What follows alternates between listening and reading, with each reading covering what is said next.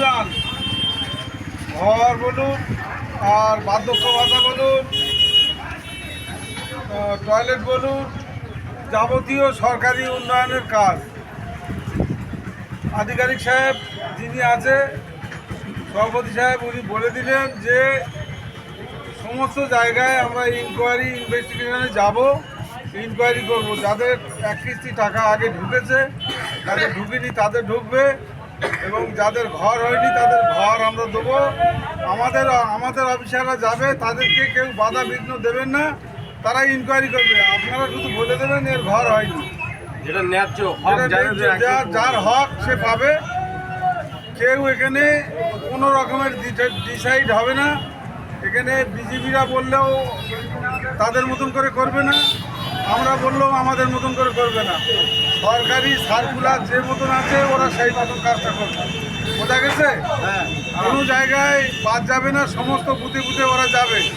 হয়তো একদিন আগ আর পিছ হবে, তাতে কেউ মনোক্ষুণ্ণ হবেন না, কেউ কিছু ভাববেন না যে ওরা আমাদের কেন পারেনি, ওদের আগে করে গেল, এগুলো আপনারা ভাববেন না।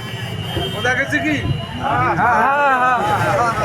বিজেপি ছেলেরা ঘরে ঘুরুক, ওরাও চাইছে যে আমাদের কাজে, ওরাও চাইছে যে কাজ হোক, আমরাও চাইছি কাজ হোক, সবাই চাইছি আমরা কাজের জন্য। তাহলে দুজনার মত যখন এক হচ্ছে, কাজ হবে। নিশ্চিত থাকেন, আপনারা যান, যে যার এসছে সব যে যার চলে যাবে। স্পটে গেলে আমাদের লোক 5জন 10জন সঙ্গে থাকবে, বিজেপি ছেলেরা যখন কাজে যাবে অফিসার, সেখানে আমরা মেসেজ দিয়ে দেবো। তার বুথের যারা দায়িত্ব আছে আইএসএফের তরফ থেকে, তারা 10 জন 15 জন একজন সেই অফিসারের সঙ্গে যাবে, ঘর দেখাবে, যা যা প্রয়োজন সেই অফিসারকে বলবো। অফিসার যদি সন্তুষ্ট হয় তাহলে তাকে ঘর হিসেবে সিলেক্ট করবে, যদি সন্তুষ্ট না করবে না। কোনো ঝক্কি ঝামেলা বিজেপির ছেলেদের সঙ্গে করার দরকার নেই। এখানে কোনো অসুবিধা হলে আমাদের সেক্রেটারি সাহেব আছে পঞ্চায়েতে, তার মাধ্যমে আমরা বুঝে নেব। আর কোনো ধরনের ওই যে যারা অ্যাকচুয়ালি এখানে আজকে যে ঘটনাটা ঘটাতে চেয়েছে, ম্যাক্সিমাম পরিষ্কার জিনিস বলে দিচ্ছে, এটা ক্যামেরার সামনে বলছি, এরা সেই মানুষগুলো কারা যারা শওকত মোল্লার ডান পাশে ছিল, বাম পাশে ছিল, পরিষ্কার জিনিস।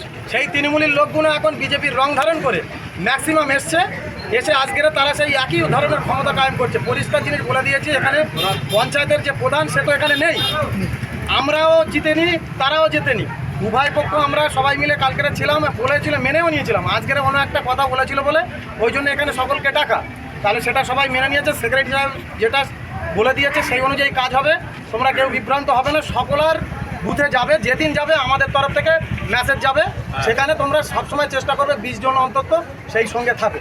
কোনো সমস্যা হলে আশরাফ দা আছে, আমাদের যারা উপর নেতৃত্ব আছে কম বেশি সবাই জানো, তাদের সঙ্গে যোগাযোগ করবে। আর সর্বোপরি পঞ্চায়েতের কাজের কোনো সমস্যা হলে পঞ্চায়েতের কাছে যোগাযোগ করবে, সেক্রেটারির কাছে।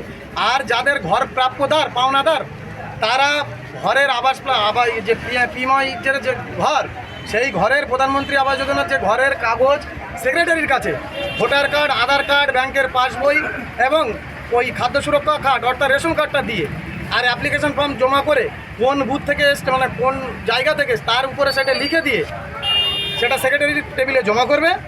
আর যদি এর আগে যেগুলো জিওটা হয়েছে অথচ টাকা ঢোকেনি, সেই রিসিভ কপি যদি থাকে সেই ফর্মে করে সেক্রেটারির কাছে জমা করবে।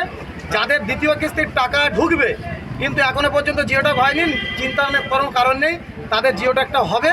এবং তাদেরকে ইমিডিয়েটলি এটা বলতে হবে যে ঘর যেন না করলেও যেন মেটেরিয়ালসটা কেনে, কারণ মেটেরিয়ালসের ছবি দেখিয়ে যেন দ্বিতীয় কিস্তির টাকাটা ঢুকিয়ে দেওয়া যায়।